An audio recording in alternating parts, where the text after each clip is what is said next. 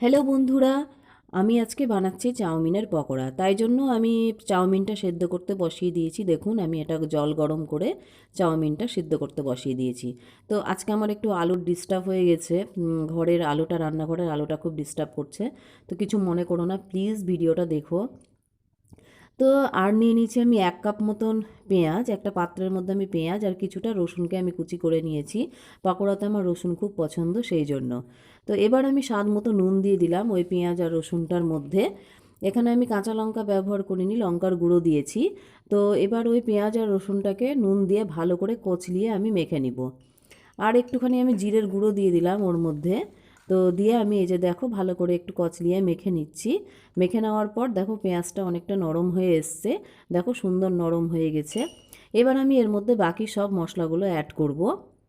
এই যে এর মধ্যে আমি দিলাম হলুদ গুঁড়ো, তারপরে আমি দিব একটু লঙ্কার গুঁড়ো, তারপরে আমি একে একে সব মশলাগুলো এর মধ্যে দিয়ে দিব। হলুদ গুঁড়ো দিলাম, আমি লঙ্কার গুঁড়ো দিলাম। এই যে এবার আমি একটু ভাজা মশলা দিলাম। এই হোমমেড মশলাটা আমি বাড়িতে রেখেছি, তোমরা জানো আমি এই ভাজা মশলাটা ব্যবহার করি রান্নাতে। মৌরি, গরম মশলা আর জিরে আর শুকনো লঙ্কাকে আমি কাঠখোলায় ভেজে গুঁড়ো করে রেখেছি।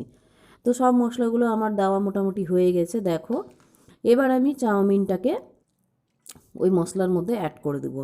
একটু আলুর অসুবিধা হয়েছে, বন্ধুরা একটু কষ্ট করে দেখো। তো আজকে আমার ভিডিও দেওয়ার মন ছিল না, তাও আমি দিলাম। আলুর অসুবিধার জন্য দেওয়ার মন ছিল না। তো যাই হোক, মশলার সঙ্গে আমি চাউমিনটা ভালো করে মাখিয়ে নিয়েছি সুন্দর করে দেখো। মাখিয়ে নেওয়ার পর একটা ডিম আমি ভেঙে এর মধ্যে দিয়ে দিলাম। এই চাউমিনের পকোড়াতে একটা ডিম যদি ভেঙে দিয়ে দাও তাহলে কিন্তু টেস্টটা অনেকটা বেড়ে যায়। তো সেই জন্য আমি একটা ডিম দিয়ে ভালো করে মাখিয়ে নিলাম। সুন্দর করে আমার এটা মাখানো কমপ্লিট হয়ে গেছে। এবার আমি এর মধ্যে দেব 2.5 চামচ মতো কর্নফ্লাওয়ার। তোমরা এখানে ময়দাও ব্যবহার করতে পারো বা অন্য একটু চালের গুঁড়োও দিতে পারো, কিন্তু আমি আর এখানে কর্নফ্লাওয়ার এই পকোড়াটাতে কর্নফ্লাওয়ার ভালো লাগে, তাই আমি কর্নফ্লাওয়ার দিলাম। 2.5 টেবিল চামচ মতন আমি কর্নফ্লাওয়ার দিয়েছি, দিয়ে সুন্দর করে মাখিয়ে নিয়েছি। এবার আমি প্যানে তেল গরম করে নিয়েছি। দেখো বন্ধুরা, আমি প্যানে তেল দিয়ে দিয়েছি এবং তেলটা আমার গরমও হয়ে গেছে। এবার আমি এইভাবে পকোড়াগুলো ছাড়ছি। পকোড়াগুলো একটু চ্যাপটা চ্যাপটা করে ছাড়লেই ভালো, তাহলে খুব সুন্দরভাবে ভাজা হয়, ভেতরটাও মুচমুচা হয়। মুচমুচে এটা এমনিতেও হবে। তো দেখো একটা একটা করে আমি ছেড়ে দিচ্ছি। তোমরা যে শেপে ছাড়বে মনে করবে সেই শেপেই ছাড়তে পারো। যদি ছোট মনে হয় যে ছোট ছোট করে ছাড়বো বা বড় বড় করে ছাড়বো, যেমন ইচ্ছে তোমরা সেরকমই ছাড়তে পারো। তো আমি এরকমভাবেই গরম তেলের মধ্যে দিয়ে দিলাম। দিয়ে এটা একটু একদম লো ফ্লেমে একটু এপিট ওপিট করে ভাজতে হবে। তোমরা জানোই পকোড়ার ক্ষেত্রে আমি বারবার বলে থাকি যে একদম লো ফ্লেমে পকোড়া ভাজতে হবে। তো আমি আজকে এই পকোড়াটা করলাম, আজকে নতুনই করলাম। তো পরে খেয়েছি, খেতে আমার খুব ভালোই লেগেছে পকোড়াটা।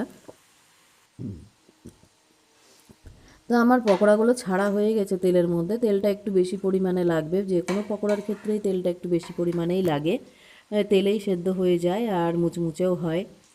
তো আমার ছাড়া হয়ে গেছে। এবার আমি আস্তে আস্তে আস্তে আস্তে ভাজছি। এটা মোটামুটি 4 মিনিট, 3.5 মিনিট 4 মিনিট লেগে যায় ভাজতে।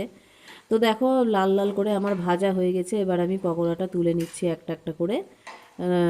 দেখো এই পকোড়াটা একটু সস দিয়ে বা যে কোনো কিছু দিয়েই, কাসুন্দি দিয়েও তোমরা খেতে পারো। তো খুব ভালো লাগে খেতে। তোমরা একদিন বানিয়ে বাড়িতে ট্রাই করে দেখো।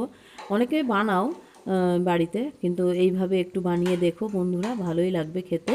বাচ্চাদের জন্য খুব ভালো টিফিন হয়, বড়দের জন্যও ভালো লাগে, চায়ের সঙ্গেও ভালো লাগে, বা এমনি কোনো সময় মুচমুচে খেতে ইচ্ছে করলে বানিয়ে নাও বাড়িতেই চাউমিনের পকোড়া। তো আমার এই ভিডিওটি যদি দেখো বানানো হয়ে গেছে, ভিডিওটি যদি ভালো লাগে